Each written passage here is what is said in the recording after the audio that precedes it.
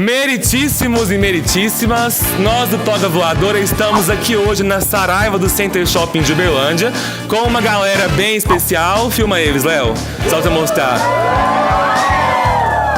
Uma galera linda. Bom, pessoal, nós estamos aqui com um julgamento, né? Que pra quem é fã de Harry Potter já trespassa eras e tem muito debate. Enfim, Juliana, qual é o julgamento de hoje? Por favor, preparem os corações de vocês. O Snape se redimiu ou não? Por força do artigo 1º do Código de Ética dos Fãs, nós advertimos: este vídeo conterá spoilers.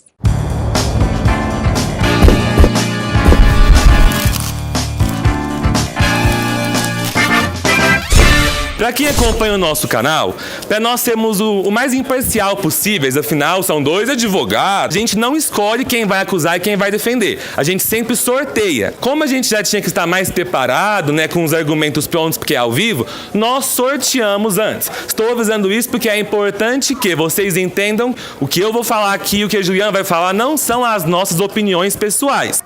Cláudia, senta lá.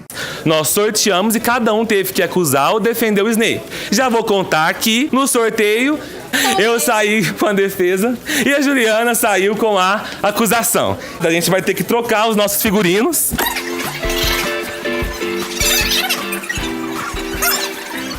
Agora sim eu posso defender o Snape e a Juliana pode acusá-lo. A redenção, ela costuma ser um arco narrativo dentro de um enredo. E geralmente, ela precisa passar por 3 pontos. O personagem, ele precisa cometer uma falta. Depois ele precisa se arrepender dela.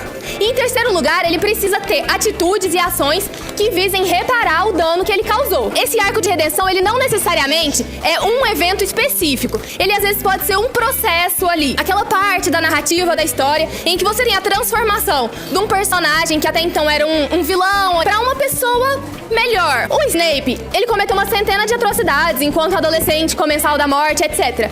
Mas ele teve um erro muito grave pra saga Harry Potter, que foi quando ele entreouviu a profecia, foi lá e contou pro Voldemort. E de fato, a gente tem no restante da saga ele tendo uma série de atitudes visando corrigir determinados erros. Porém, ele precisaria passar pelo arrependimento para você considerar aquilo uma redenção. E eu digo que Severo Snape não se arrependeu do que ele fez. Severo Snape se arrepende de quê? De ter falado a profecia pro Voldemort e do Voldemort ter matado a Lilian. Porque ele não se arrepende de ter contado pro mestre dele que uma criança inocente seria morta. Ele não se arrepende de ter dado o nome pra matar uma criança, uma família. E tem 2 coisas que a gente não pode esquecer de forma nenhuma. Primeiro, esse amor que o Snape sentia pela Lilian, que é uma pura obsessão, fez com que ele pedisse que o Voldemort poupasse a vida da sua amada. Nossa, que lindo! Ele pediu pro Voldemort salvar ela. Tá, mas a Lilian estava casada, tinha um filho. Tudo bem, pode matar a família dela, mas deixa ela viva porque ela é minha, né? Independente do que ela vai pensar de acordar viva com a família dela inteirinha morta. Aí tá, meu Deus, o Voldemort agora acha que é a Lilian. Tudo bem, ele vai matá-los. Então vai lá, Dumbledore. Esconde o Potter. Não. Esconde a Lilian.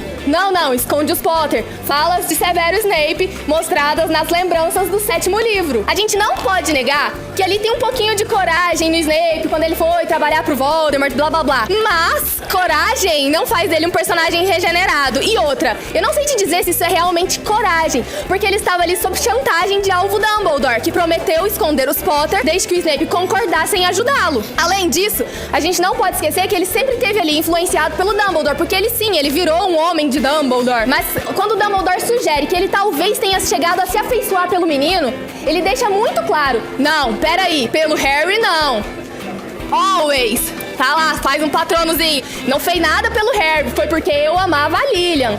Tá, eu tô fazendo isso aqui não é porque eu me importo com as pessoas. É porque você me chantageou lá no início e eu disse que ia te ajudar porque eu amava ela. Isso é arrependimento? Não é pra mim. Além de tudo, o arco de redenção, um personagem que ele se redime, ele não simplesmente tem que se redimir em relação a uma coisa. Pra você falar o Snape se redimiu, é em relação aos erros dele. Ele tem que ter ali aquele remorso e ter atitudes positivas ali pra mudar a forma como ele era e a forma como ele encarava as coisas. Só que mesmo assim, se você me fala que ele se redimiu e ele continuava sendo um professor cruel que maltratava os alunos, gente, Neville Longbottom, 13 anos, aula de defesa contra as artes das trevas. Qual era o bicho papão dele?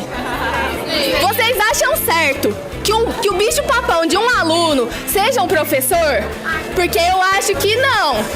Eu acho que o Neville tinha muitas outras coisas pra ele temer. Eu sei lá, tipo assim, Bellatrix Lestrange? Aliás, foco nisso, verdade seja dita. O Snape sabia tudo o que aconteceu com os pais do Neville. O Snape era coleguinha da Bellatrix Lestrange e ele nunca sequer demonstrou um pingo de compaixão pelo menino. Ao contrário, ele fazia questão de humilhar ele todas as vezes, simplesmente porque ele não era bom. Ele era um professor que praticava bullying contra os alunos. Isso compõe um personagem que está se redimindo? Não, pra finalizar, o que as pessoas sempre insistem em dizer é que o amor do Snape pela Lilian conquistou tudo, dominou o coração dele, fez ele mudar de lado, de opinião. Primeiro que aquilo, vamos falar a verdade, não era amor, né? Era obsessão clara e evidente. E a gente pode, se a gente falar que é amor, a gente pode cair naquela velha história do amor tóxico, né? Que a gente não tem que incentivar de forma alguma. E nisso, como é que o Snape podia falar que ele amava a Lilian? Ele pega, se junta a um grupo de comensais da morte que condenam nascidos trouxas, que matam nascidos trouxas. É aquela coisa, né? Não tenho nada contra nascidos trouxas, até tenho amigos que... Não é? Mas tô lá caçando eles junto com os meus amiguinhos, incentivando. Tudo bem que isso aconteceu antes, mas isso ajuda a compor a personalidade do Snape. Bom, eu vou dar aqui a minha réplica. Eu gostaria de responder uma coisa que a acusação disse, que é constantemente dita por as pessoas que acusam o Snape, né? De que o Snape era uma pessoa ruim. Por quê? Porque era um professor que acabava com os alunos, tratava mal os alunos, o Snape humilhava o Neville, mas esperem um pouco. O Snape era rancoroso? Era mal educado? Passava medo nos alunos? Passava. Pobre Neville Longbottom, que aos 13 anos, o seu maior medo era o Snape. Mas por que não dizer pobre do Ron Weasley, que com 12 anos de idade, cagava de medo da Minerva McGonagall. Tinha medo que ela transformasse ele num mapa ou num relógio. Se você pegar a Pedra Filosofal e reler, do ponto de vista do Harry, o Harry tinha muito medo da Minerva no começo, até que ela colocou ela no time de quadribol e ele começou a ter uma relação mais próxima com ela. Mas a Minerva era retratada como rígida, como severa. Estou dizendo isso porque eu não estou comparando a McGonagall com o Severo. Eu estou dizendo que Hogwarts, isso são falas da J.K. Rowling, que criou Hogwarts, é baseado inteiramente no método de escolas inglesas, né, da Inglaterra, onde é comum que os professores sejam rígidos, frios e não tenham afeto pelo aluno, onde a relação professor e aluno é uma relação distante. Então peguem ali, 80% dos professores de Hogwarts, eles são frios, sem educação e severos com os seus alunos. O Snape, ele seguia essa vibe aí do professor rígido e severo, né, mas não era algo que os outros professores não fizessem também. Afinal, como a Ju disse, o Snape tinha preferência para alguns alunos. Ele tinha preferência pela Sonserina. É porque, isso é errado, porque ninguém ali tinha preferência pela Grifinória, né? Gente, ter preferência pela sua casa em Hogwarts não faz de ninguém uma pessoa ruim ou um professor ruim. Eu termino com uma última frase aqui, para não falar que todos os professores de Hogwarts eram ruins e severos. Tinha um professor em Hogwarts, sim, além de outros, mas o principal, que foi amigo do Harry, que abraçou o Harry como um filho, foi o Dumbledore. O Dumbledore se preocupava com o Harry, pra depois, no final, o Harry descobrir que ele só estava preparando ele como um porco para o abate. Então, não vamos acusar o Snape nesse ponto de que Snape era um professor mau, rancoroso e tratava mal os alunos. Então ele não se redimiu, porque nessa daí, gente, a gente vai condenar outros professores de Hogwarts pelo mesmo caminho. A réplica, então, termina aqui, que era a minha resposta para a acusação, mas eu continuo com a palavra, né, porque agora começa o minuto da defesa. O Snape, ele teve a sua redenção. O problema é que as pessoas que acusam o Snape, elas usam como principais argumentos algumas ações que ele teve numa época em que ele ainda não tinha se redimido. A acusação explicou belamente o que é um arco narrativo de redenção. Como ela disse, é composto por 3 partes: a falta que a pessoa comete, o arrependimento da pessoa e, por último, a tentativa da pessoa de consertar os seus erros.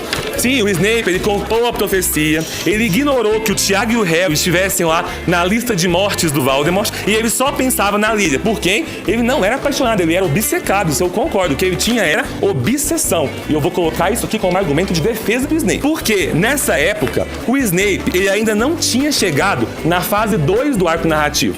Nessa época que ele era um vilão, gente. Nessa época era isso que ele era. Ele não tava, nem mesmo nessa época, numa transição da fase 1 pra fase 2. Porque nessa época, ele não tinha se arrependido de nada. Ele estava tomando aquelas ações porque o Dumbledore estava chantageando ele, né? Ele não era nada mais do que uma marionete nas mãos do Dumbledore. Nessa época em que ele entregou o segredo da profecia. Essa é a verdade.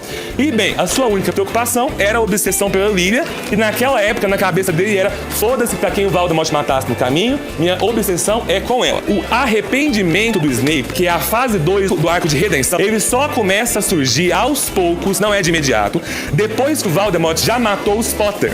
Porque o Snape, antes, ele tinha uma sofrência psicológica ali, com essa obsessão doentia pela Lilia, que ele não se dava conta do quanto era doentio, né? E no momento em que ele perdeu a Lilia, aí ele começou a se dar conta do que os atos dele tinham gerado, né? Começou a perceber as cagadas que ele fez.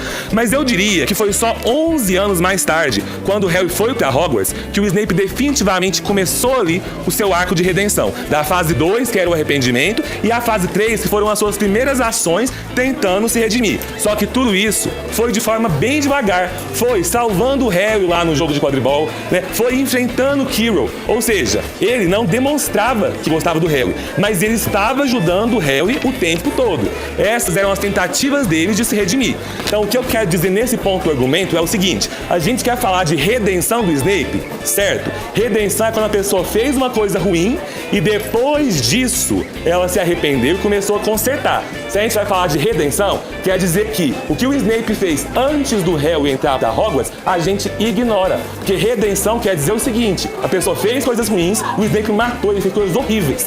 Mas se a gente vai ver se ele se redimiu ou não, vamos ver quais foram as ações dele depois que o Harry entrou pra Hogwarts, né? E que ele começou a se arrepender e a tentar se redimir. O arrependimento do Snape começou a surgir ali. Mas é excelente que a acusação tenha trazido esses argumentos aqui pra gente entender então esse arco de redenção.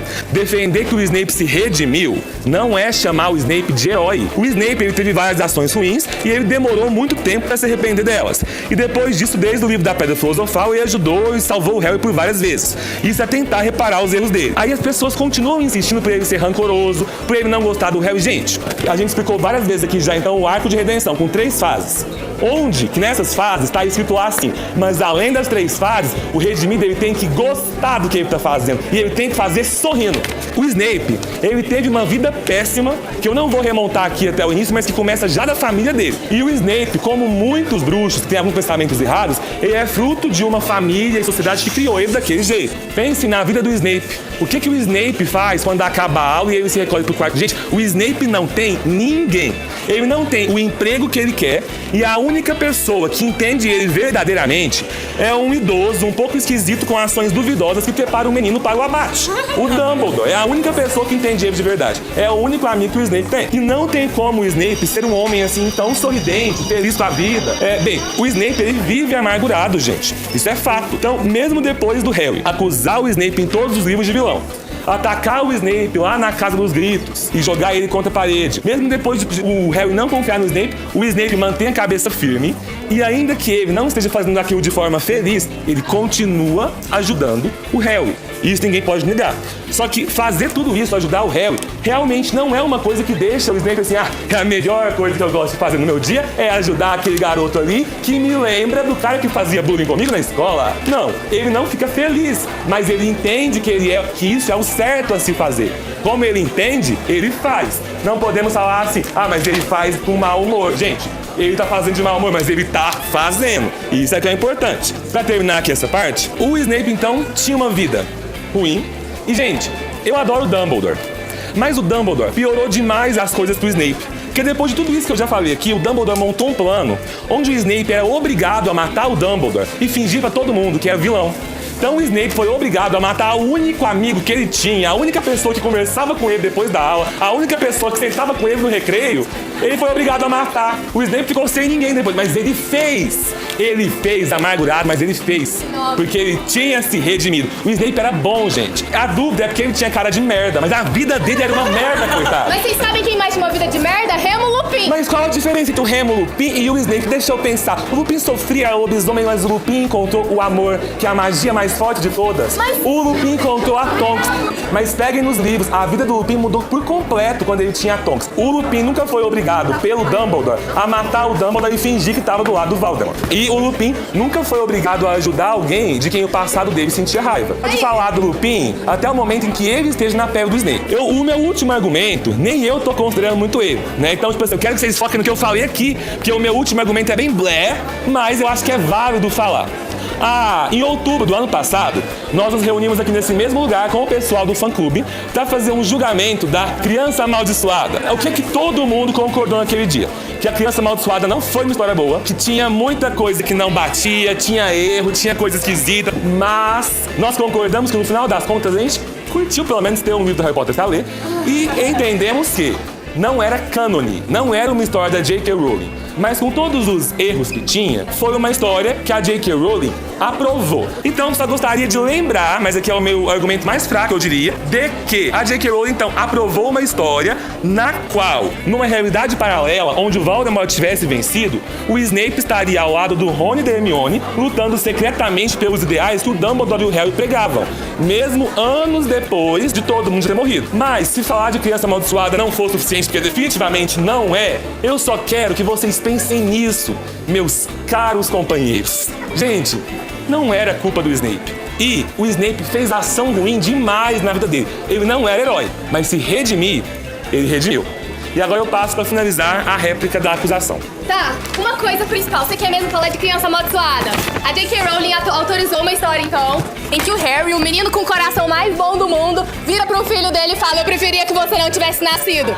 Da mesma forma como o Snape continuou. Então tá tudo ali. Gente, não pode falar de Criança Amaldiçoada porque não tá valendo. Outra, se a redenção do Snape começou então depois que o Harry chegou lá, eu vou te falar, a redenção ela não é uma coisa que acontece, eu vou me redimir em relação ao Harry. Não, galera.